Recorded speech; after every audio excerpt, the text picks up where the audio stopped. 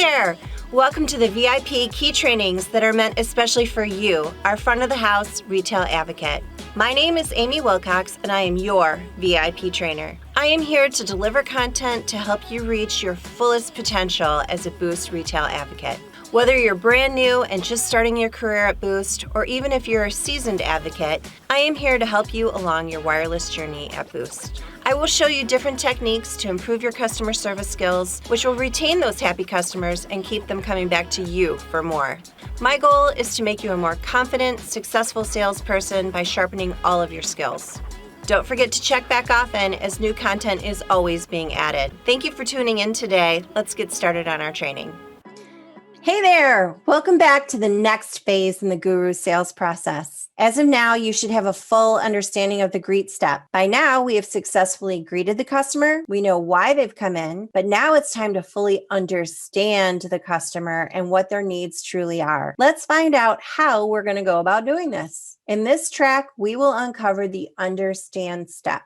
Understand is defined here as asking open-ended questions and listening to your customer's responses. In this section, we will go over the appropriate way to ask questions to our customers so the conversation takes a natural but a specific flow. Anyone can sell a free phone or a super cheap accessory, but is that really selling? Maybe they need more than what that free phone has to offer. In this section, we will walk through the next step of the GURUS sales process of understand and train you on consulting the customer, actively listening to your customer, and assessing their needs so that you can uncover the best fit for them. I want to talk to you about the difference between a salesperson and a consultant. A salesperson just tells the buyer what they think they need. They're also referred to as a clerk sometimes. A consultant really helps the customer discover exactly what it is that they need. By using a consultative approach, you will discover each customer has unique needs and you cannot use a one-size-fits-all approach. Let's talk about the art of listening. Before we can start consulting with that customer, let's make sure that you're actually in tune with your own listening skills. Listening skills are the most critical skill in effective communication, and they call it active listening. So some of the attributes of active listening are being attentive, really hearing what the customer has to say, maintain good eye contact, use good body language, ask open-ended questions. Those help build rapport. Then you're going to build on those questions by asking probing questions. And if at any time you're unclear, make sure you request clarification. You want to make sure that ultimately you and your customer are on the same page. Remember this. We were given 2 ears and 1 mouth. We were meant to listen twice as much as we speak, and that is the key to success in sales. Put together a few fun facts here for you. Approximately 85% of what we know is learned through listening. People can speak at 125 words per minute, but they can listen at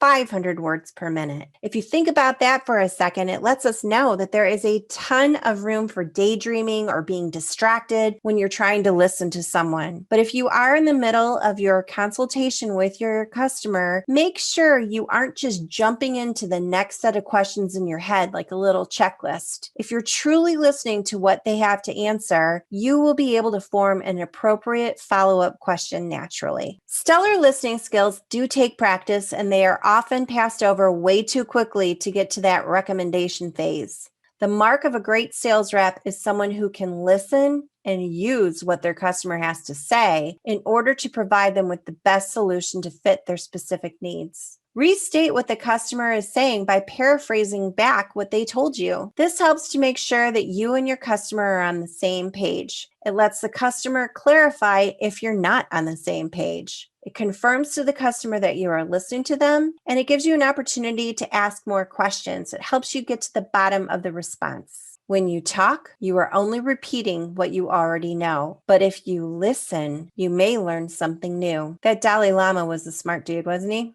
The only way to understand what your customer's true needs are is to consult with them. Consulting with the customer helps us figure out what our customer's true needs are and to help us make the best recommendation based on their needs. The goal of consulting is to uncover the 5 W's: the who, the what, the when, the where, the how. Your questions should begin with these words.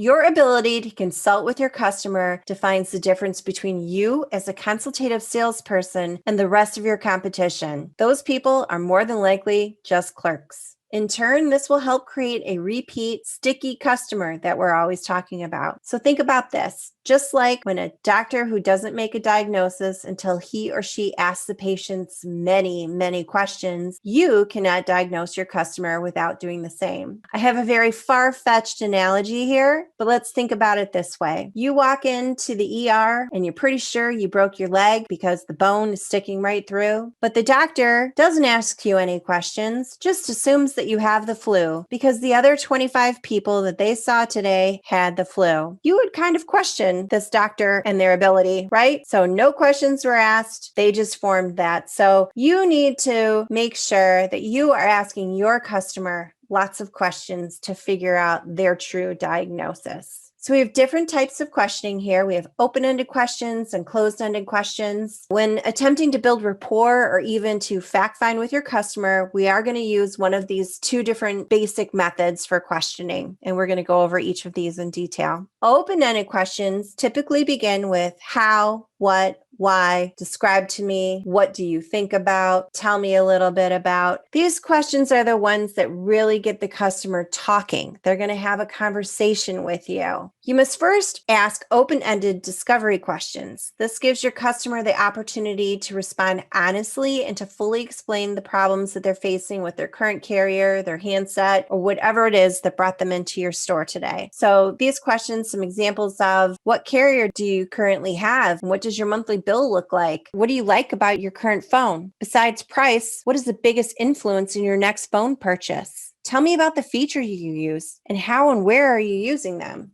Those are some examples of discovery questions. Closed-ended questions typically begin with do you, can you, will you, are you? These are usually answered with yes or no. Probing questions are often follow-up questions. They're a little bit more clarifying a point or helping you understand the root of a problem so you know how to best move forward. They can help uncover the customer's actual needs. A lot of people will come in with a phone in mind because they think there's a good deal on it. Maybe their friend has that phone. But by you asking all of these types of questions, you're going to determine if that phone really is the best fit for them or if there's something actually way better for them.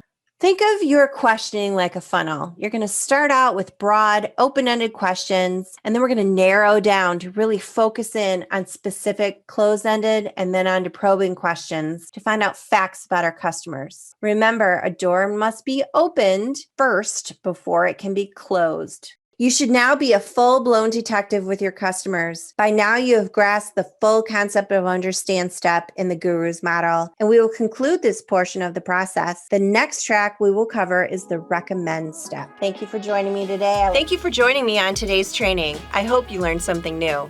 We are thrilled to continue supporting your growth with this training program, and we look forward to helping you unlock your full potential with VIP Key. Please share this channel with your coworkers as we have something for everyone. Subscribe to our channel to get all the updates as we upload new content.